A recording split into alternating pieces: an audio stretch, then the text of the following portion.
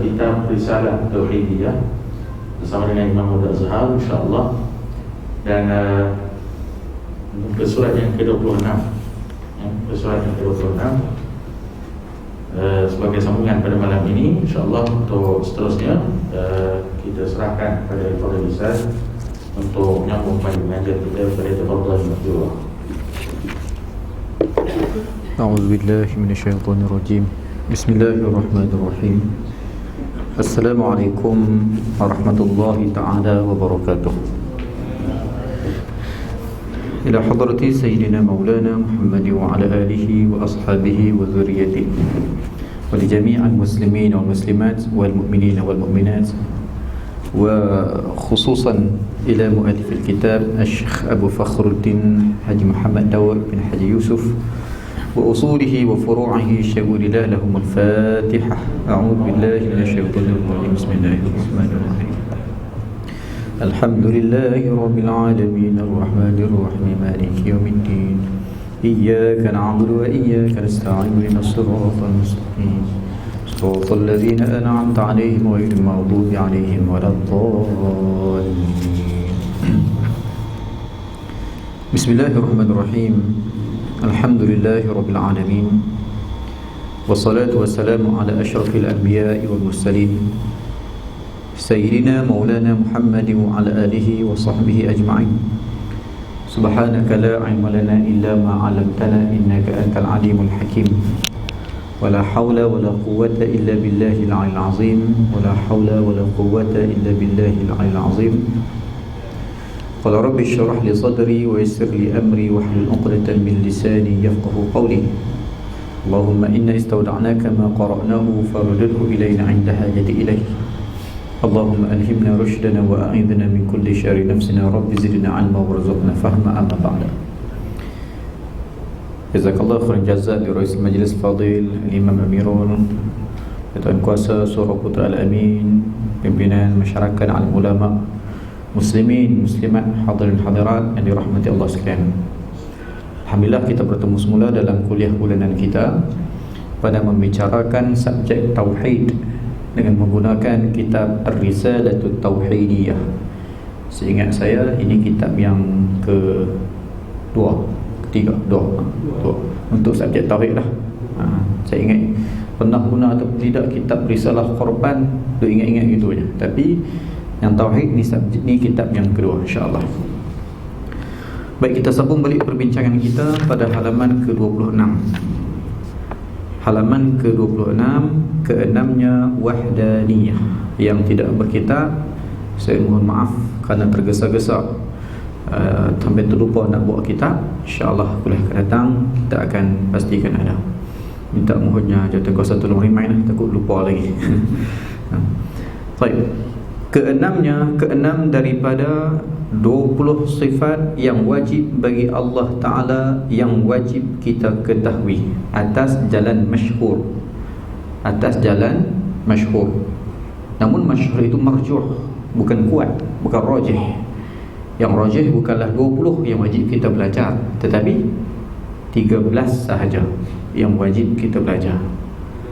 Yang tak wajib belajar tak terhingga banyaknya. Mana kalau orang tanya pada kita, banyak mana sifat Allah Ta'ala, banyak mana sifat wajib bagi Allah, tak boleh jawab 13, tak boleh jawab 20. Habis itu tak terhingga, tak boleh dihitung banyaknya. Habis itu yang lebih mengaji itu mengaji apa? Mengaji sifat 20. Hak tu pada hak tu yang wajib belajar 20 sahaja. Itu pun atas jalan yang masyhur. Adapun atas jalan yang rajih, yang kuat, bukan 20, hanya 13 sifat sahaja yang wajib kita belajar. 13 tak banyak mana. Satu tim berapa orang? 11 tampuk dengan pemain simpanan. Ramai ada tu tak? Kalau semua pemain kita boleh ingat, takkan 13 sifat Tuhan tak boleh nak ingat. Malu kita dengan Allah Ta'ala. Tuhan tak pernah lupa bagi kepada kita oksigen dengan denyutan jantung, tiba-tiba kita lupa sifat dia. Hak wajib kita belajar. Bahkan khilaf ulama, ada yang meletakkan sebagai kufur, ada yang meletakkan sebagai fasik bila tidak memahami akidah dengan baik. Jadi keenam daripada 20 sifat yang wajib kita belajar atas jalan masyhur. Apa dia? Wahdaniyah. Erti wahdaniyah, asa Allah Ta'ala. Setengah tempat baca esa Allah Ta'ala, setengah tempat baca esa Allah Ta'ala. Boleh berlaku. Nak cerita satu ataupun tunggal. Satu setengah guru tak bagi sebut satu, sebab satu ni bermula dengan kosong, berterusan dengan dua, berlanjutan dengan dua. Satu ni ada kiraan. Tapi kalau kita esa ni, dia tak ada kiraan dah, dia esa. Apa maksud esa? Tunggal. Esa, esa, asa. Boleh jaga. Artinya, arti wahdaniyah esa Allah Ta'ala, iaitu, ni huraian. Arti tadi terjemahan daripada Arab ke Melayu. Iaitu yakni huraian pula. Apa dia? Esa Allah Ta'ala, yakni ketunggalan Allah Ta'ala pada 3 perkara. Apa dia? Pertama, esa pada zat. Tunggalnya Allah Ta'ala itu dari sudut zat. No? Lagu mana? Apa maksud zat? Ni kita kena bantu anak-anak kita. Bila kita baca, Imam Amirul baca pada anak-anak muda kitab ni, tak boleh baca terus lagu ni, kena bantu. Ada bahasa sini mereka tak cakap dah lah ni. Kita kata zat, tanpa zat dia ingat zat besi, protein, kalsium. Zat sini maknanya diri ataupun entiti.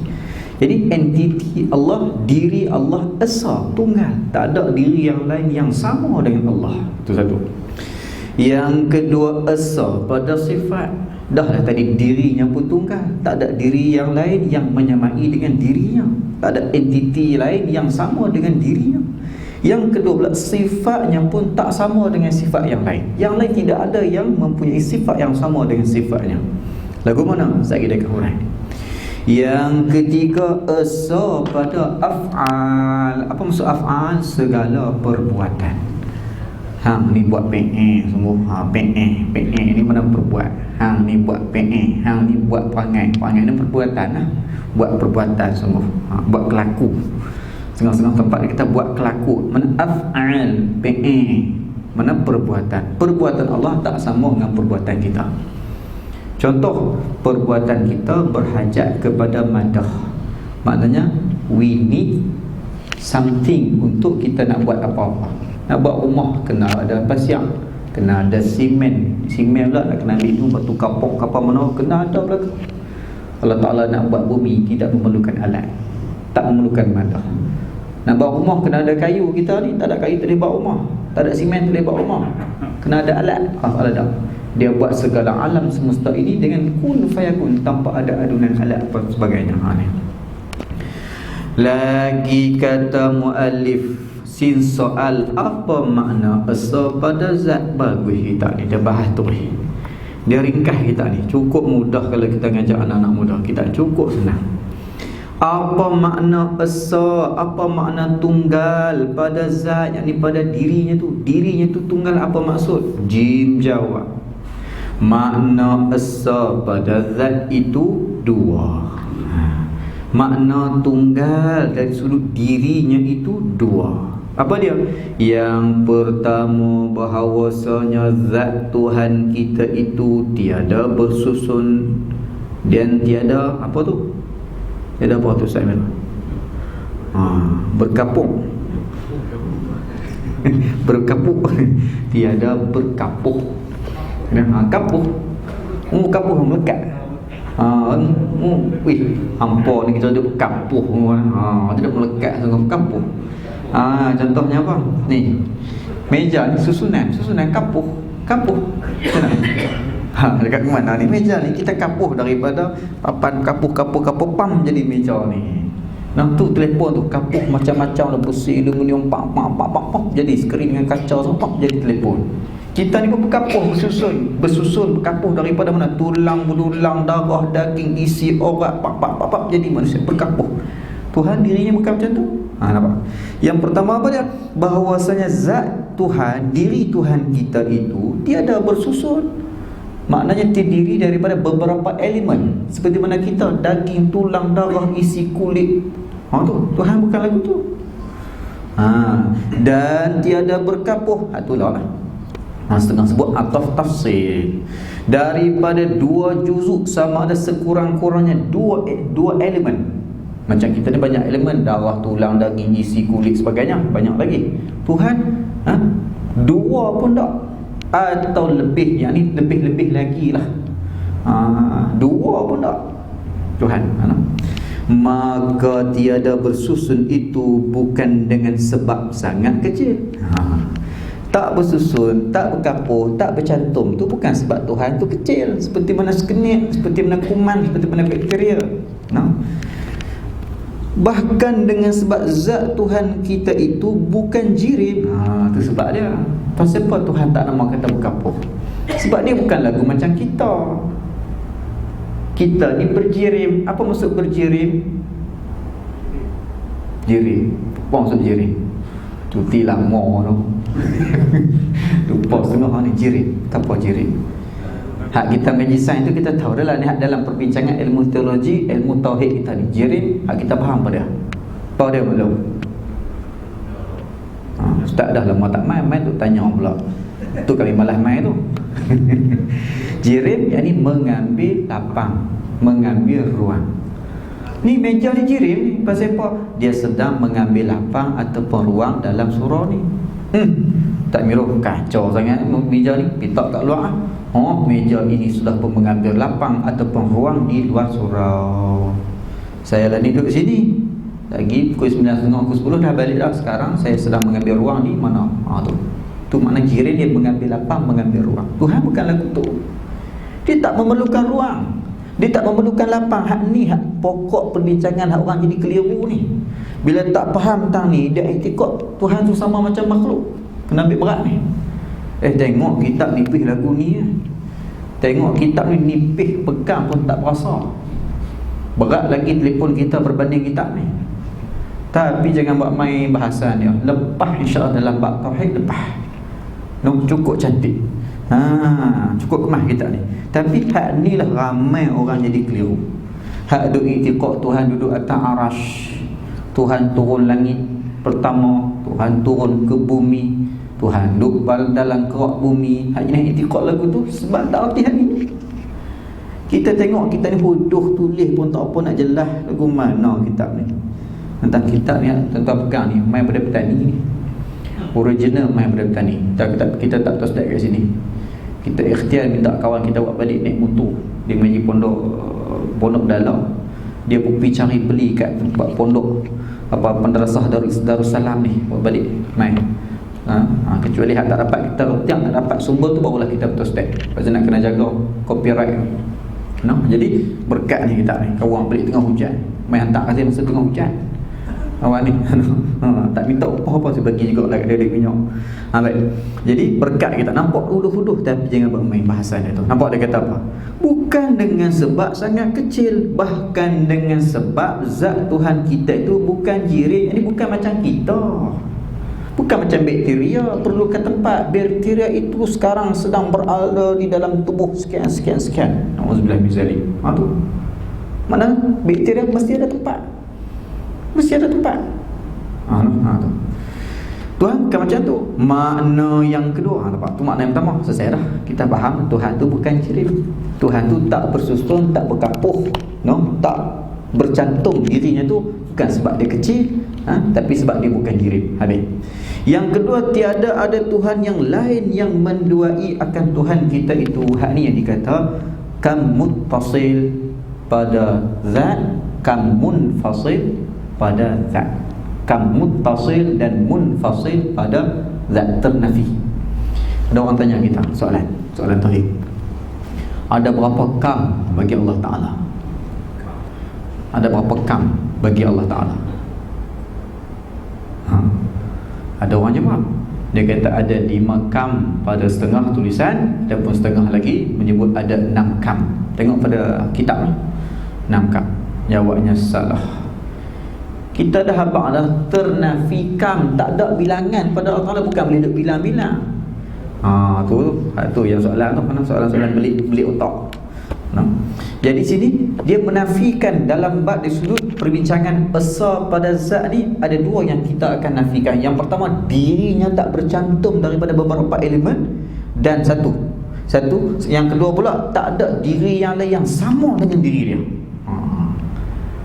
No? Kam muttasil ternafi, dirinya pun tak bercantum. Dan kam munfasil, yang bercerai, diri yang lain yang berpisah dengan dirinya tapi sama dengan diri pun kita nafi, tak ada. Tak ada Tuhan yang lain. Nampak tu. Dan dia kata lagi, apa makna asa pada sifat? Sifat pula sesuai dah zat. Ada soalan zat, saya dah faham. Iaitu dua makna. Dua juga. Yang pertama, bahawasanya sifat-sifat Tuhan kita itu tiada terbilang pada jenis yang satu. Sifat-sifat Tuhan kita itu tiada berbilang pada jenis yang satu. Maknanya satu jenis tu dia ada banyak. Satu jenis tu, satu sifat tu, satu jenis sifat tu ada banyak function. No? Dia berbeza-beza fungsi. Contoh tak nampak itu, tak nampak lagi. Contohnya diri kita ni lah. Kudrat tangan duk tang ni, kudrat kaki duk tang ni. Nak main bola kita pakai kudrat kaki.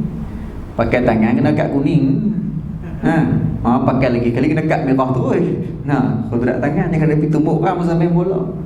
Tapi masa main badminton kita pakai kudrat tangan, pakai kaki kena kat kuning, badminton. Tak ada orang. Orang kata hang demam kuning lah pula no. Hang demam kuning ni. Jadi tu tak sama kudrat. Tuhan tak, dia buat alam ni dengan sifat kudrat hak tu lah, tak ada beza-beza. Siapa tak sama kita? Memang dah tak sama hak tu. Kita mengaji tu nak cerita Tuhan tak sama dengan kita. Nampak lagu ni tapi halus sungguh bahasa ni. Halus sungguh. Tu orang ngaji tauhid ni kadang-kadang balik dia senyum seorang-seorang. Pasal apa? Pasal dia rasa manis. Manis ngaji tauhid ni. Allahu akbar, manis sungguh. Dia rasa semayang jadi khusyuk, ibadah jadi ikhlas. Pasal apa? Tauhid ni lah ibu nak jadi kepada ibadah yang lain. Ni puluh mayang sampai bengkak dahi-dahi ke matu, lutut-lutut, tapi Allah Ta'ala tak kenal. Maka disebut la tasihul ibadah illa ba'da ma'rifatil ma'bud. Tidak sah ibadah kita kecuali setelah kita kenal siapa Tuhan yang kita sembah. Nak hurai hak dikatakan hakikat iman, hak tu pun kita tak boleh nak hurai, tak nama kata kenal lagi. Tak apalah, pelan-pelan. Bukan mengaji hari ni kena alih terus. Dalam Minhajul Abidin, ingat malam pagi marin turun jenah baca. Kita nak beli taufik ni kadang-kadang Aqabah ilmu, bukit ilmu tu nak kena potong. Bukit ilmu tu bukan sehari dua. Tu kena kita mengaji 30 tahun tahap kanak-kanak. Tu pun kita hanya mengaji baru sehari dua. Tu pun mengaji kat Facebook ngaji kat YouTube nak tolak Imam Syafi'i dah. Imam Syafi'i tak jumpa hadis baca kun itu tak sebenarnya tak sahih. Imam Syafi'i silap kemah lagi dia. Imam Ahmad ibn Hanbal, Imam Suyuti, Imam Ghazali, Imam Ibn Hajar al-Asqalani, Imam Nawawi, dan banyak ribuan a'immah lagi dalam pelbagai mazhab pun iktiraf Imam Syafi'i. Kita ni baru boleh digeri master PhD sikit. Imam Syafi'i tak betul. Naknya dia yang tak faham, dia pergi letak kata dengan Maulana Hussein tadi duduk baca ngajak di UKM. Kita ni bodoh tapi kita letakkan kebodohan kita kepada imam. Kita kata imam yang tak faham, padahal kita yang tak faham. Na'udzubillah min zalik. Ini dia. Jadi dua makna. Yang pertama, bahawasanya sifat Tuhan kita itu tiada berbilang pada jenis yang satu. Maknanya dia buat alam ni dengan sifat qudrah satu. Dia bercakap dengan sifat kalam satu. Tak ada banyak kalam. Dia mendengar dengan sifat pendengar satu. Kan kita nilai dengar saja pada banyak jenis. Hak dengar dengan telinga, hak dengar dengan alat. Kan hak dengar tak dengar, dia dengar alat pula, dia buh tempel di kepala ni ke macam-macam. Nak make up bagi ada. Tuhan tak. Sifat dia satu tu.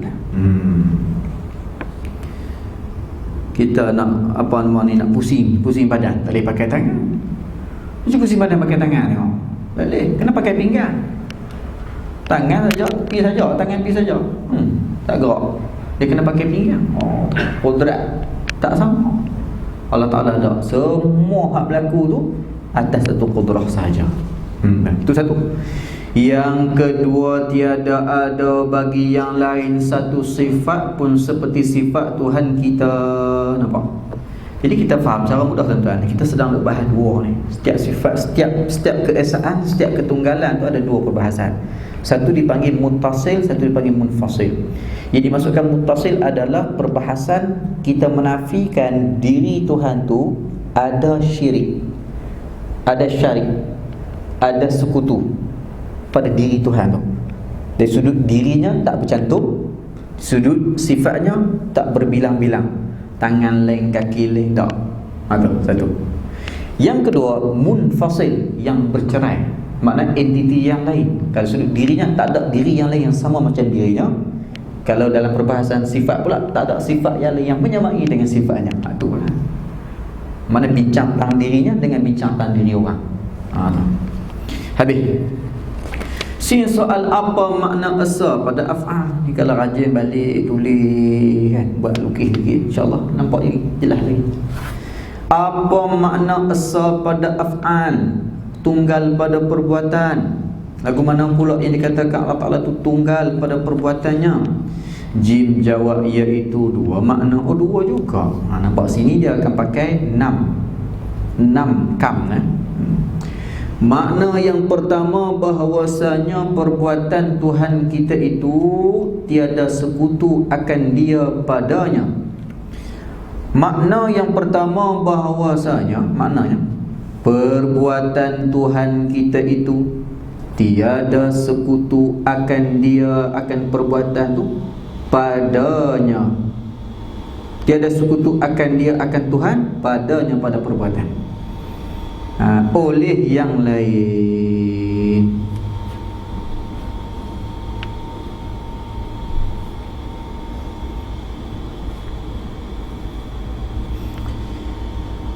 Makna yang pertama, bahawasanya perbuatan Tuhan kita itu tiada sekutu akan dia, akan Tuhan, akan Tuhan padanya, pada perbuatan.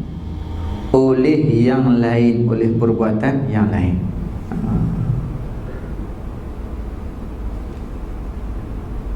Maknanya diri Allah Ta'ala, dia buat perbuatan, hanya perbuatan dia saja. Setiap apa yang berlaku perbuatan Allah, kan? Likulli syai, tiap-tiap sesuatu hanya perbuatan Allah. Fa'alul lima yurid. Jangan Allah yaf'alullah ma yasha. Jangan melakukan, membuatlah oleh Allah Ta'ala apa yang dia kehendaki. Dia nampak semua dia buat. Tak ada perbuatan yang lain yang boleh mengatasi perbuatan Allah. Hatta kita angkat tangan ni perbuatan Allah, bukan perbuatan kita. Kita makan tu perbuatan Allah yang bagi perbuatan untuk kita makan. Itu satu. Yang kedua, bahwasanya tiada ada bagi yang lain satu perbuatan seperti perbuatan Tuhan kita. Satu perbuatan, semuanya perbuatan Allah. Yang kedua pula, tak ada perbuatan yang lain yang sama dengan perbuatan Allah. Tak sama lagu mana? Kita dah bagi contoh tadi. Tuhan dia buat alam ni tidak memerlukan madah, alat, tak perlukan bahan. Ya, dia buat berah, tak perlukan bahan. Kita nak buat berah mana boleh? Kita kena buat nasi, nasi perlukan bahan apa dia? Berah. Itu beza. Jelas tu cara mudah-mudah. Habis nak. Sin soal apa dalil wahdaniyah itu? Dah jelas dah bahas dah. Sekarang dia tanya apa dalil pula, apa bukti? Jim jawab dalilnya begini, iaitu jikalau adalah zat Tuhan kita itu bersusun daripada dua juzuk. Kalaulah diri Tuhan kita itu bersusun, berkapuh, bercantum daripada dua juzuk atau lebih, sama ada dua elemen saja. Macam kita ni lebihlah, ada daging, tulang, darah, isi semua, banyak lagi elemen. Tapi kalau dua elemen saja ataupun lebih, nescaya jadilah ia Allah itu berjisim. Tuhan tu dia akan masuk kategori jirim. Apa maksud jirim? Mengambil lapang. Sebab apa? Sebab jirim ni dia passion mengambil lapang. Tu je dia. Jadi bila bergabung ni, itu passion jirim. Kena ada benda, kena ada material bergabung. Tu passion jirim. Tuhan bukan lagu tu. Habis Tuhan lagu mana? Tak ada lagu. Macam mana? Tak ada macam. Dah nama kata mengaji nak kenal Tuhan. Kita nak kenal Tuhan, Tuhan nak kenal Tuhan hak tak sama dengan hak ada-ada ni. Tak sama dengan segala makhluk. Itulah Tuhan nak sebenar. Tu masuk kata kenal. Bila tak boleh nak cerita lagu mana Tuhan, tu tak nak kata kenal. Ni boleh duk cerita lagi Tuhan duk atas langit, duk sila atas arash, turun pada malam sepertiga malam. Tak kenal lagi tu. Kalau dia kata turun, maksudnya turun rahmat tu lain lah. Tu takwil cerita lain lah. Tu tak ada masalah, tu betul lah kan. Tapi dia kata Tuhan sendiri, diri Tuhan turun seperti mana kita turun. Tu lain lah. Tangan Tuhan yang tak sama macam tangan kita. Tapi adalah tangan Tuhan, tak tahu lagu mana. Kita tak kata 10 jari, 20 jari, tak tahu lagu mana. Tapi tangan Tuhan, ada tangan anggota. Sama kan lah. Kita bodoh anggota, Tuhan bodoh anggota. Habis tu ikut. Kalau tak nak ikut khalaf, ikut salaf. Salah kata apa? Yadun. Yadun tu tangan, bukan. Habis tu yadun tu apa? Yadun tu yadun. Nak tahu apa yadun? Aku tak tahu. Hanya Allah yang tahu. Dia tak terjemah. Kita ni pergi terjemah dulu. Yadun dengan mana tangan. Tangan yang layak bagi Allah pula dah. Ni berlaku ni. Habis. Jadi dia kata lagi sisi soal jikalau Tuhan, mana kalau Tuhan ni jenis bergabung-bergabung ni, itu tak nama kata, itu dinamakan jirim ataupun jisim. Berjirim, berjisim. Jirim ada dua. Hak ni jirim berjisim. Jirim ada dua noh, Samiro noh. Apa dia kata? Yang pertama jirim yang jisim. Yang kedua jirim yang apa ni? Jirim yang jauhar. Tak. Tak apa ulang. Kaedah sebut apa? Iza takarrara tahaqqaqa. Benda yang diulang-ulang lama-lama jadi kejap. Ulang lama-lama jadi kejap. Tak apa lah. Payah ustaz ngaji umur tua lah. Tua nak mampu kalau ustaz gagah perlu ngaji lagi. Datuk ustaz mari cerita sirah-sirah sudahlah. Ngaji tauhid lah. Kalau doa tempang yang sekelain kata dah. Ngaji sekira umur tuan.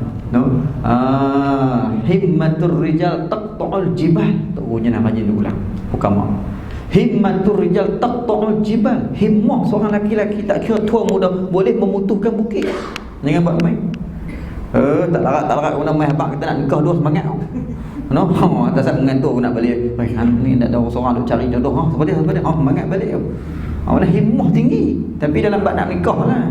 Bab nak ngaji kan kau tak pernah semangat. Dia kena semangat belakang. Kena semangat semua. Imam Ibn Hajar Al-Haytami dia pun rasa semangat juga.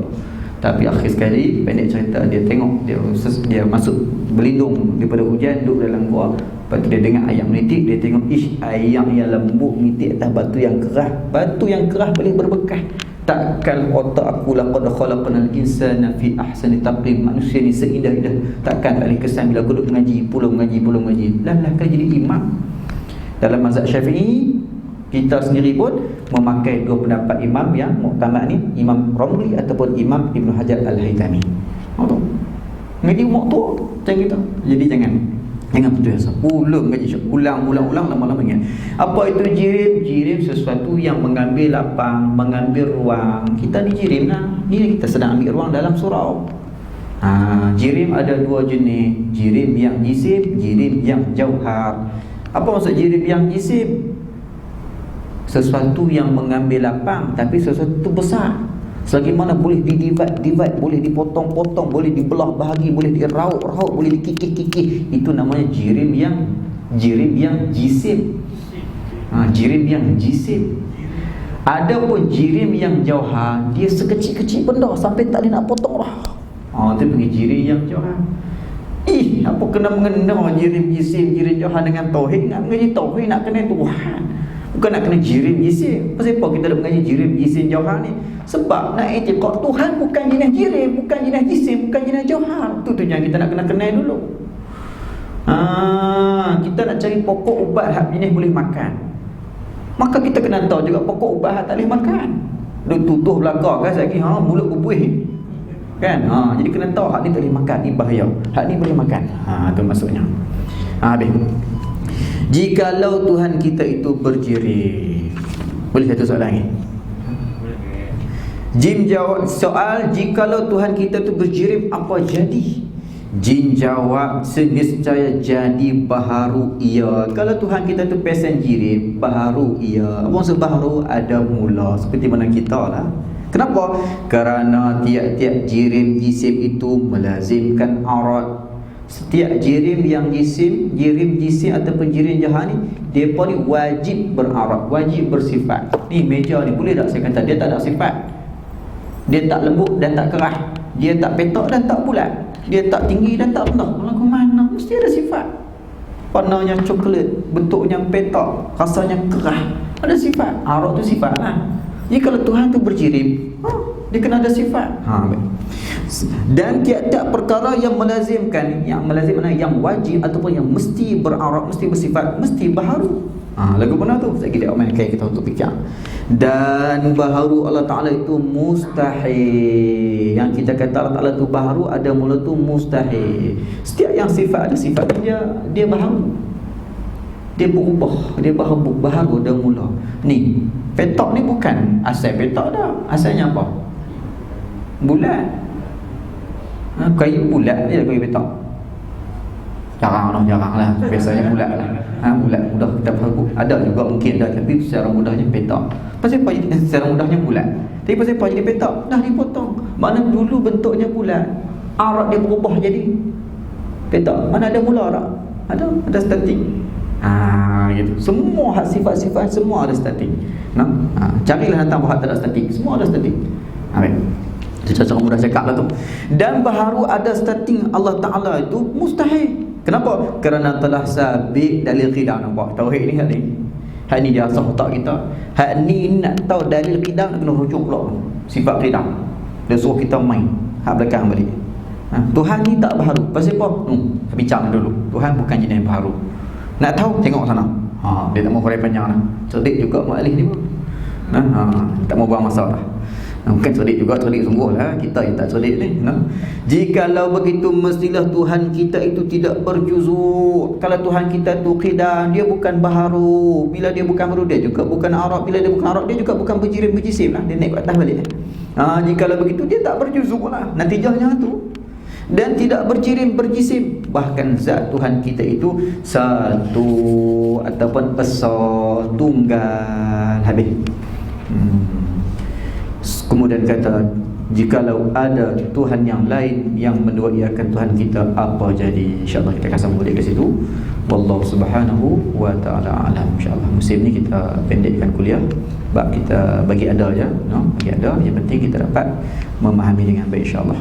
Wallahu subhanahu wa ta'ala alam. InsyaAllah saya ambil kesempatan juga nak maklum tentang ilmu Hajjul Majid yang tuan-tuan merupakan antara pendukung kuat lah, individu yang ada di sini kan, secara sendirian dengan saya sebagainya, banyak bantulah terletak ilmu. Dan Alhamdulillah sekarang ni bila kita nampak putra dah yang muslimi dah makin stabil kan, Alhamdulillah banyak kejayaan yang kita dapat. Hak keluar pun ada sambung tempat lain, kita nak buat muslimat pula, sebab muslimat ramai minta tapi tak ada tempat. Dan tengah penat yang muslimat pula, komplek putri muslimat memerlukan kos hampir 300,000. Jadi tuan-tuan, sekiranya ada lebihan rezeki yang Allah bagi kepada tuan-tuan, gunalah kesempatan tu untuk buat bekal akhirat. Sebab infak yang paling besar adalah infak kepada tempat ilmu. Bila dia mengaji tu guna harta kita, dia berbalik mengajar di mana-mana pun dapat aset juga untuk kita. InsyaAllah bolehlah kat Batu, di belakang sana ada tabung madrasah, boleh masukkan ke sana sebagai tuan-tuan, atau ada kontak, nombor kontak di sana, insyaAllah. Kemudian yang kedua, saya tuan-tuan, saya dah jamak siap, sebab saya nak gerak balik ke Kedah. Saya dah jamak siap.